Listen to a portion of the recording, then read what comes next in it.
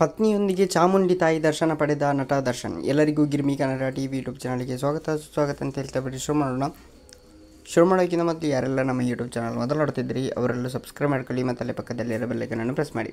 ಆಷಾಢ ಮಾಸದ 2ನೇ ಶುಕ್ರವಾರದಂದು ಬೆಳಗ್ಗೆ ನಟ ದರ್ಶನ್ ಚಾಮುಂಡಿ ಬೆಟ್ಟಕ್ಕೆ ಆಗಮನಿಸಿ ದರ್ಶನ್ ಸಮೇತ ಚಾಮುಂಡಿ ತಾಯಿಯ ದರ್ಶನ ಪಡೆದು ವಾಪಸ್ ಆಗಿದ್ದಾರೆ.